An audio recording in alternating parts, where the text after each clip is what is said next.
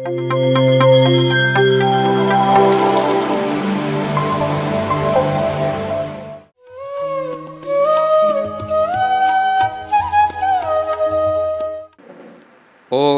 ಅಸತೋಮ ಸದ್ಗಮಯ ತಮಸೋಮ ಜ್ಯೋತಿರ್ಗಮಯ ಮೃತ್ಯೋರ್ಮಾ ಅಮೃತಂಗಮಯ.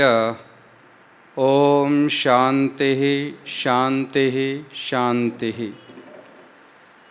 ಪ್ರಾತಸ್ಮರಣೀಯ ಪರಮಪೂಜ್ಯ ಗುರುದೇವರಣ್ಣ, ಬ್ರಹ್ಮರ್ಷಿ ಪಿತಾಮಹ ಡಾಕ್ಟರ್ ಪತ್ರಿಜಿಯವರಣ್ಣ, ಸ್ವರ್ಣಮಲ ಮಾತೋಶ್ರೀಯವರಣ್ಣ, ಇವತ್ತಿನ ಈ ಕಾರ್ಯಕ್ರಮದ ಕೇಂದ್ರ ಬಿಂದುಗಳು, ಕಾರ್ಯಕ್ರಮದ ದಿವ್ಯ ಸಾನ್ನಿಧ್ಯವನ್ನು ವಹಿಸಿಕೊಂಡು ನಮ್ಮ ನಿಮ್ಮೆಲ್ಲರಿಗೂ ದಿವ್ಯ ದರ್ಶನಾಶೀರ್ವಾದವನ್ನು ದಯಪಾಲಿಸ್ತಾ ಇರುವ ವರ್ತಮಾನದ ವಿವೇಕಾನಂದರೆಂದೇ ಪ್ರಖ್ಯಾತಿಯನ್ನು ಹೊಂದಿ ಈ ನಾಡಿನ ವಿದ್ಯಾರ್ಥಿಗಳಿಗಾಗಿ, ಯುವಕರಿಗಾಗಿ ತಮ್ಮದೇ ಆಗಿರತಕ್ಕಂತಹ ಒಂದು ಶೈಲಿಯಲ್ಲಿ ಜಾಗೃತಿಯನ್ನು, ಸಾಮಾಜಿಕ ಜಾಗೃತಿಯನ್ನುಂಟು ಮಾಡ್ತಾ ಇರುವಂತಹ ಪರಮ ಪೂಜ್ಯನೀಯರಾದಂತಹ ಸ್ವಾಮಿ ನಿರ್ಭಯಾನಂದ ಸರಸ್ವತಿ ಮಹಾರಾಜರ ಅಡಿದಾವರಗಳಲ್ಲಿ ಭಕ್ತಿಪೂರ್ವಕ ಪ್ರಣಾಮಗಳನ್ನು ಸಲ್ಲಿಸ್ತಾ, ವಿಶೇಷವಾಗಿ ಇವತ್ತಿನ ಈ ಎಲ್ಲ ಕಾರ್ಯಕ್ರಮಗಳಲ್ಲಿ ಉಪಸ್ಥಿತರಾಗಿದ್ದುಕೊಂಡು ಸಹಕಾರಿಗಳಾಗಿ, ಈ ಕ್ಷೇತ್ರದ ಜನಪ್ರಿಯ ಶಾಸಕರಾಗಿ, ಜನಾನುರಾಗಿಗಳಾಗಿರತಕ್ಕಂತಹ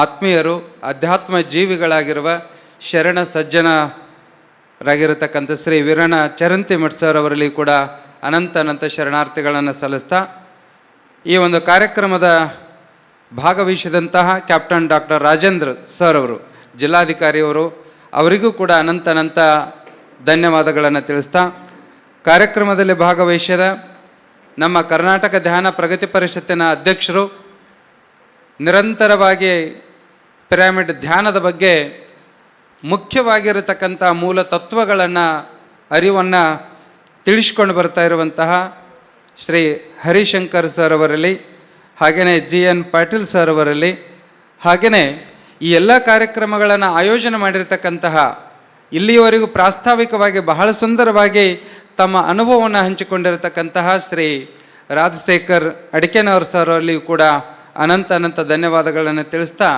ಈ ಕಾರ್ಯಕ್ರಮಕ್ಕೆ ಆಗಮಿಸಿದ ಚಿಕ್ಕೋಡಿಯ ಗ್ರೇಟ್ ಪಿರಮಿಡ್ ಮಾಸ್ಟರ್ ಆಗಿರುವಂತಹ ಕೇತಪ್ಪನವರ್ ಸರ್ ಅವರಿಗೂ ಕೂಡ ಅನಂತ ಧನ್ಯವಾದಗಳನ್ನು ತಿಳಿಸಿ, ಈ ಕಾರ್ಯಕ್ರಮದಲ್ಲಿ ಭಾಗವಹಿಸಿದ ಎಲ್ಲ ಧ್ಯಾನ ಬಂಧುಗಳೇ, ಮಾತೆಯರೇ, ಯುವ ಮಿತ್ರರೇ, ಆತ್ಮೀಯ ಪತ್ರಕರ್ತರೇ, ತಮ್ಮೆಲ್ಲರಿಗೂ ಅನಂತ ಧನ್ಯವಾದಗಳನ್ನು ತಿಳಿಸ್ತಾ ಇವತ್ತಿನ ಕಾರ್ಯಕ್ರಮದಲ್ಲಿ ಭಾಗಿಗಳಾಗೋಣ. ಬಾಗಲಕೋಟೆಯಲ್ಲಿ ಇವತ್ತು ಭಾಗ್ಯದ ಬಾಗಿಲು ತೆರೆದಿದೆ ಅಂತಲೇ ನಾನು ಭಾವಿಸ್ಕೊಂಡಿದ್ದೇನೆ. ಇವತ್ತು ಯಾಕೆ ಅಂತಂದರೆ, ಇವತ್ತು ಪರಮ ಪೂಜ್ಯನೀಯರು ಈ ಲೋಕ ಕಲ್ಯಾಣಕ್ಕಾಗಿ, ವಿಶ್ವ ಕಲ್ಯಾಣಕ್ಕಾಗಿ ಹಗಲಿರುಳು ತಮ್ಮ ಜೀವನವನ್ನು ಮುಡುಪಾಗಿಟ್ಟು ಎಲ್ಲರೂ ಸುಖಿಗಳಾಗಬೇಕು ಅನ್ನುವಂತಹ ಕಾರಣದಿಂದ ಇಡೀ ವಿಶ್ವವು ಧ್ಯಾನಮಯವಾಗಬೇಕು, ಇಡೀ ವಿಶ್ವವು ಶಾಕಾಹಾರಿಯಾಗಬೇಕು, ಇಡೀ ವಿಶ್ವವು ಪಿರಮಿಡ್ ಜಗತ್ತಾಗಬೇಕು ಅನ್ನುವಂತಹ ಒಂದು ಅದ್ಭುತವಾಗಿರುವಂತಹ ಕನಸನ್ನು ಕಟ್ಟಿಕೊಂಡಿರತಕ್ಕಂತಹ ಬ್ರಹ್ಮರ್ಷಿ ಪಿತಾಮಹ ಡಾಕ್ಟರ್ ಬ್ರಹ್ಮರ್ಷಿ ಸುಭಾಷ್ ಪತ್ರಿಜಿಯವರ ಆಗಮನ ಈ ಊರಿಗೆ ಆಗಿದೆ. ನಿಜವಾಗಲೂ ಕೂಡ ಹಾಗಾಗಿ ನಾನು ಹೇಳಿದು, ಇದು ಇನ್ನು ಮುಂದೆ ಕೇವಲ ಬಾಗಲಕೋಟೆ ಅಷ್ಟೇ ಅಲ್ಲ, ಇದು ಭಾಗ್ಯದ ಕೋಟೆ ಅಂತ ನಾವೆಲ್ಲರೂ ಕೂಡ ಭಾವಿಸ್ಕೊಳ್ಬೇಕು. ಇಂತಹ ಅಪರೂಪದ ಕಾರ್ಯಕ್ರಮಕ್ಕೆ ಸಾಕ್ಷಿಯಾಗಿರುವಂತಹ ನಾವುಗಳೆಲ್ಲ ಧನ್ಯರು ಅಂತ ಭಾವಿಸಿಕೊಂಡು, ಇವತ್ತಿನ ಈ ಸಮಾಜದಲ್ಲಿ ನಾವೆಲ್ಲರೂ ಕೂಡ ಅನೇಕ ರೀತಿಯಾಗಿರತಕ್ಕಂತಹ ಧಾರ್ಮಿಕ ಸಮುದಾಯಗಳನ್ನು, ಧಾರ್ಮಿಕತೆಯ ಸಾಧನೆಗಳನ್ನು ನಾವು ಕಾಣ್ತೇವೆ. ಇಡೀ ಭವ್ಯ ಭಾರತಕ್ಕೆ ಅಧ್ಯಾತ್ಮವನ್ನು ನೀಡಿರುವಂತಹದ್ದು, ಇಡೀ ವಿಶ್ವಕ್ಕೆ ಆಧ್ಯಾತ್ಮಿಕ ಜ್ಞಾನವನ್ನು ನೀಡಿರುವಂಥದ್ದು ನಮ್ಮ ಭಾರತೀಯ ಆಧ್ಯಾತ್ಮಿಕ ಗುರು ಪರಂಪರೆ ಅನ್ನತಕ್ಕಂಥದ್ದು. ಅನೇಕ ರೀತಿಯ ಸಾಧನೆಗಳಿದ್ದಾವೆ. ಆದರೆ ಈ ಇಷ್ಟೆಲ್ಲ ಮಹಾತ್ಮರು, ಅವತಾರಿ ಪುರುಷರು ಈ ಭೂಮಿಗೆ ಅವತಾರವನ್ನು ತೊಟ್ಟುಕೊಂಡು ಬಂದು ಇಷ್ಟು ಆಧ್ಯಾತ್ಮಿಕವಾಗಿರುವಂತಹ ಜ್ಞಾನ ಸಾಧನೆಗಳನ್ನು, ಜ್ಞಾನವನ್ನು, ಸಂಸ್ಕಾರವನ್ನು ಹಂಚಿಕೊಂಡು ಬಂದರೂ ಕೂಡ ಇವತ್ತಿಗೂ ಕೂಡ ಯಾಕೆ ಆಧ್ಯಾತ್ಮಿಕ ಕೊರತೆಯನ್ನು ಅನುಭವಿಸ್ತಾ ಇದೆ? ಯಾಕೆ ಪ್ರತಿಯೊಬ್ಬ ಮನುಷ್ಯನಾದಂಥವನು ಶಾಂತಿಯ ಜೀವನವನ್ನು, ನೆಮ್ಮದಿಯ ಜೀವನವನ್ನು ಯಾಕೆ ನಡೆಸಲಿಕ್ಕೆ ಆಗ್ತಾ ಇಲ್ಲ? ಏನು ಕೊರತೆ ಇದೆ ಇವತ್ತು ನಮ್ಮ ಸಮಾಜದೊಳಗೆ? ಸಾಧು ಸಂತರಿಗೆ ಕೊರತೆ ಇದೆಯಾ? ಜ್ಞಾನಕ್ಕೆ ಕೊರತೆ ಇದೆಯಾ? ಸಂಸ್ಕಾರಕ್ಕೆ ಕೊರತೆ ಇದೆಯಾ?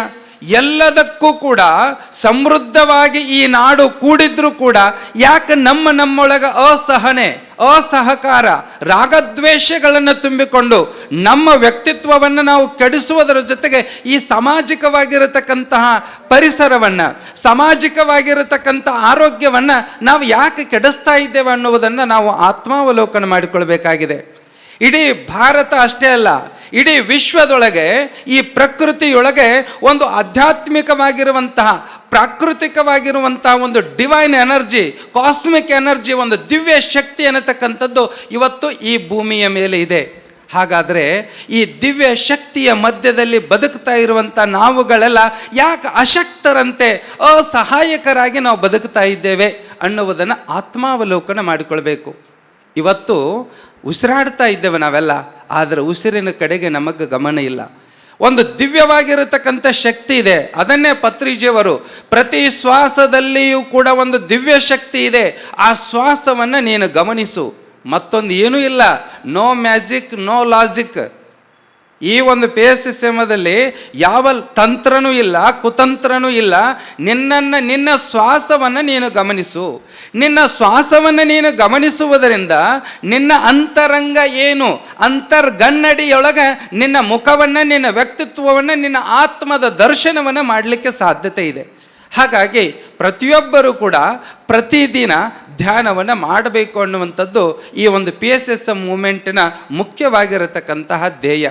ಒಂದು, ನಾವೆಲ್ಲ ಇವತ್ತು ನಮ್ಮ ಮಕ್ಕಳಿಗೆ ಒಳ್ಳೆಯ ಶಿಕ್ಷಣ ಕೊಡ್ತಾ ಇದ್ದೇವೆ, ಒಳ್ಳೆಯ ಮನೆಯನ್ನು ಕಟ್ಟಿಕೊಡ್ತಾ ಇದ್ದೇವೆ, ಒಳ್ಳೆಯ ಆಸ್ತಿಯನ್ನು ಮಾಡಿಡ್ತಾ ಇದ್ದೇವೆ. ಸರಿ, ಹಾಗಾದರೆ ಇಷ್ಟೆಲ್ಲ ಮಾಡಿದರೆ ನಮ್ಮ ಜೀವನ ಮುಗಿತೇನು? ಇಷ್ಟೆಲ್ಲ ಮಾಡಿದರೂ ಕೂಡ ನಮ್ಮ ಮಕ್ಕಳು ಸುಖವಾಗಿ, ನೆಮ್ಮದಿಯಾಗಿ, ಆನಂದವಾಗಿ ಜೀವನವನ್ನು ಕಟ್ಟಿಕೊಳ್ಳಿಕ್ಕೆ ಸಾಧ್ಯತೆ ಇದೆಯಾ?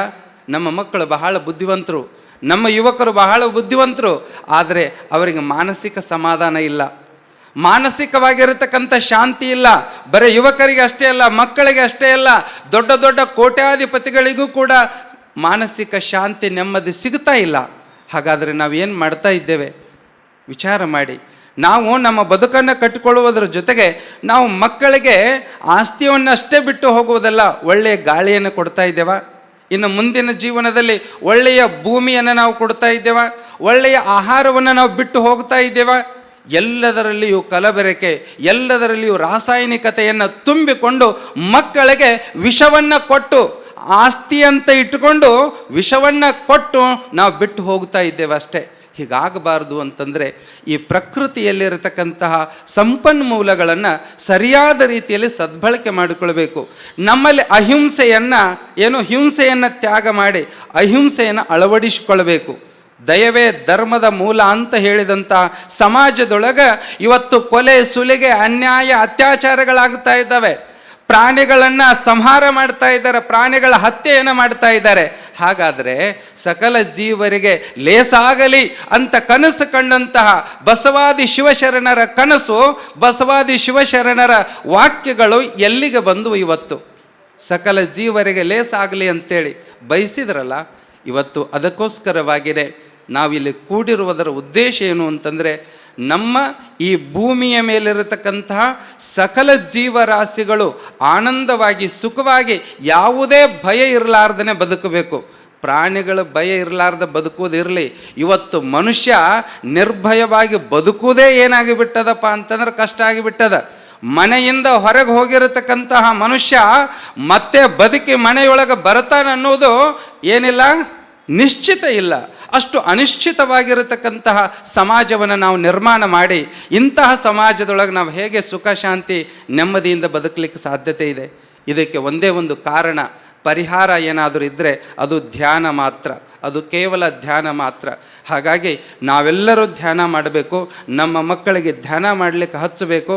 ಅಂದರೆ ಮಾತ್ರ ಈ ಪರಿಸರ, ಪ್ರಕೃತಿ ಅನ್ನತಕ್ಕಂಥದ್ದು ಸುಂದರವಾಗಿ ಉಳಿಲಿಕ್ಕೆ ಸಾಧ್ಯ ಆಗುತ್ತದೆ. ಪ್ರಕೃತಿಯನ್ನು ನಾವು ಉಳಿಸ್ಬೇಕು, ಪ್ರಕೃತಿ ಉಳಿದ್ರೇ ನಾವು ಉಳಿತೇವೆ. ಹಿಂದೊಂದು ಸ್ಲೋಗನ್ ಇತ್ತು, ಧರ್ಮೋ ರಕ್ಷತಿ ರಕ್ಷಿತಃ ಅಂತೇಳಿ. ಧರ್ಮವು ಧರ್ಮವನ್ನು ಕಾಯ್ದರೆ, ಧರ್ಮವನ್ನು ರಕ್ಷಣೆ ಮಾಡಿದರೆ ಧರ್ಮವು ನಮ್ಮನ್ನು ರಕ್ಷಣೆ ಮಾಡುತ್ತದೆ ಅಂತೇಳಿ. ಆದರೆ ಇವತ್ತು ಇದರ ಜೊತೆಗೆ ಇನ್ನೊಂದು ನಾವು ಜೋಡಿಸಬೇಕಾಗಿದೆ. ಪ್ರಕೃತಿಯನ್ನು ರಕ್ಷಣೆ ಮಾಡಿದರೆ ಮಾತ್ರ ನಮ್ಮನ್ನು ಪ್ರಕೃತಿ ರಕ್ಷಣೆ ಮಾಡ್ತದೆ.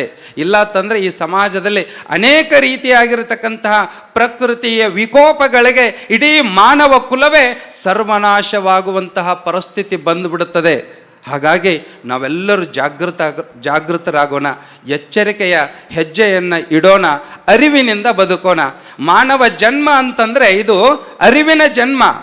ಅರಿವಿನ ಜನ್ಮಕ್ಕೆ ಬಂದ ಮೇಲೆಯೂ ಕೂಡ ಮರೆತು ಮಾಡಬಾರದನ್ನೆಲ್ಲ ಮಾಡಿ ಪಶ್ಚಾತ್ತಾಪವನ್ನು ಅನುಭವಿಸ್ತಾ ಇದ್ದೇವೆ ಅಂತಂದರೆ ಯಾರ ತಪ್ಪು? ನಾ ಮಾಡಿದ ಕರ್ಮ ಬಲವಂತವಾದರೆ ನೀ ಮಾಡುವುದೇನು ಹರಿಯೇ? ನಾವು ಮಾಡಬಾರದನ್ನು ಮಾಡಿದ್ದನ್ನು ಮಹಾರಾಯ ಅನ್ನುವ ಹಾಗೆ ಏನೆಲ್ಲವನ್ನ ಅನುಭವಿಸ್ತಾ ಇದ್ದೇವಲ್ಲ.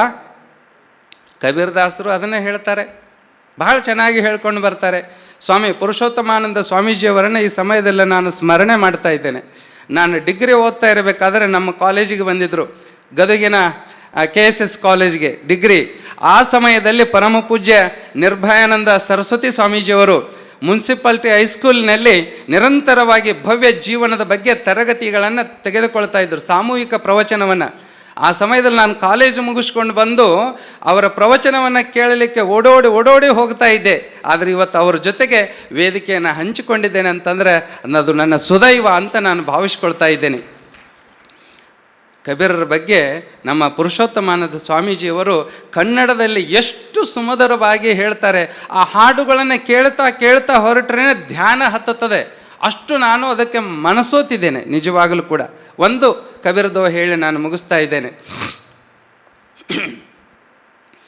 ಮಾಡುವುದನ್ನೆಲ್ಲ ಮಾಡಿದ ಮೇಲೆ ಈಗೇತಕ್ಕೆ ಪರಿತಾಪ, ಮಾಡುವುದನ್ನೆಲ್ಲ ಮಾಡಿದ ಮೇಲೆ ಈಗೇತಕ್ಕೆ ಪರಿತಾಪ,